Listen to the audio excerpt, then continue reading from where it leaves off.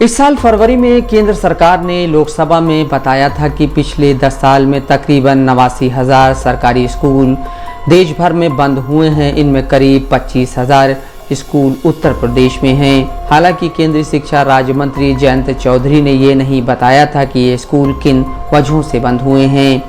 इन सब के बीच उत्तर प्रदेश की योगी आदित्यनाथ सरकार ने स्कूलों को लेकर पेयरिंग स्कीम लागू की है।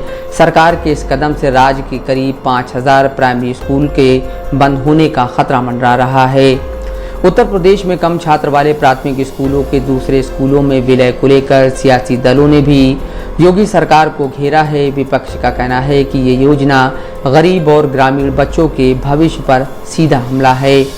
दूसरी ओर सरकार का तर्क है कि बेहतर शिक्षा के लिए कदम उठाया जा रहा है। सरकार ने 50 बच्चों से कम वाले प्राइमरी स्कूलों को दूसरे स्कूलों में विलय का निर्देश दिया है।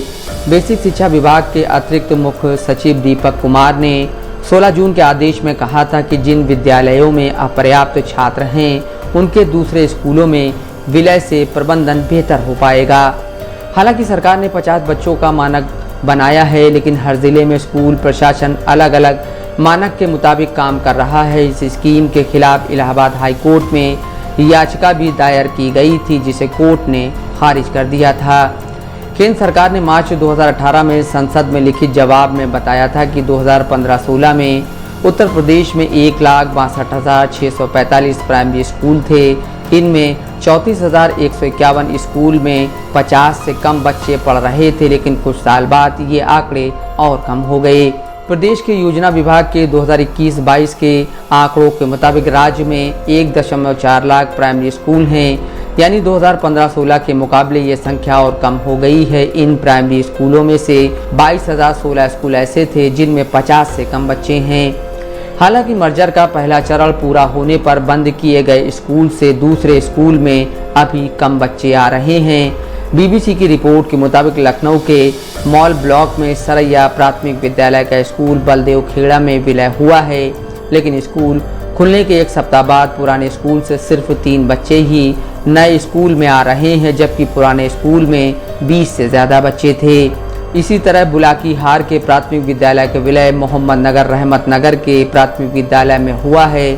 पुराने स्कूल के 30 बच्चों में से कुछ बच्चे ही आ रहे हैं। हालांकि स्कूल के अध्यापक कुछ भी बताने से कतरा रहे हैं। अभिभावक कह रहे हैं कि वो लोग मजदूरी करते हैं, इसलिए बच्चों को दूर के स्कूल में नहीं पहुंचा सकते हैं। ये दोनों ही स्कूल पुराने स्कूल से तकरीबन 1-1.5 किलोमीटर दूर हैं। लखनऊ से 30 किलोमीटर दूर गौस खेड़ा में गांव के लोग सरकार के इस कदम से नाराज हैं। यहां के प्राथमिक विद्यालय में करीब 30 बच्चे हैं। प्रशासन ने तय किया कि 2 किलोमीटर की दूरी पर कसमंडी खुर्द के स्कूल में इसका विलय किया जाएगा, लेकिन गांव के लोग इससे सहमत नहीं थे। वे सहमति पत्र पर हस्ताक्षर करने के लिए तैयार नहीं थे। सरकार की तरफ से ब्लॉक शिक्षा अधिकारी और बीडीओ भी आए, समझाने का प्रयास किया, लेकिन कोई तैयार नहीं हुआ। गांव के लोगों का कहना है कि दूरी बढ़ जाने से उनके बच्चों को गांव से दूर स्कूल में जाना मुश्किल है। वैसे ये प्रक्रिया सिर्फ ग्रामीण इलाकों में ही नहीं बल्कि शहरी स्कूलों में भी चल रही है। सरकार की ये स्कीम शहरी स्कूलों में भी लागू है। लखनऊ में राज्य विधानसभा से करीब 2 किलोमीटर पर शाह नजफ का इमामबाड़ा है। पेयरिंग स्कूल के तहत शाह नजफ के स्कूल का भी नाम है। आधिकारिक कागजों में दिखाया गया है कि इसमें 10 से कम बच्चे हैं। रोचक बात यह है कि ये स्कूल साल 2015 में नरही में शिफ्ट कर दिया गया था। स्थानीय लोगों ने बताया कि स्कूल पहले इस इमारत के एक हिस्से में चलता था, लेकिन अब नहीं है। सरकार के इस कदम का शिक्षक संघ भी विरोध कर रहे हैं। प्राथमिक शिक्षक संघ लखनऊ के वीरेंद्र सिंह ने बीबीसी से कहा, सरकार ने कोई नीति निर्धारित नहीं की है, ना तो बच्चों के लिए ना शिक्षकों के लिए। कई स्कूल जहां पेयरिंग हो रहे हैं वहां शिक्षकों को वेतन कैसे मिलेगा इस बारे में कुछ पता नहीं है। वेतन स्कूल से मिलेगा या नए स्कूल से, इस बारे में कोई जानकारी नहीं है। उन्होंने कहा, यह व्यवहारिक दिक्कत है। बच्चों की उपस्थिति कम हो जाएगी, स्कूल बंद हो रहे हैं, हेडमास्टरों की संख्या कम हो रही है। सरकार के पहले मर्जर से भी शिक्षकों को नुकसान हुआ था।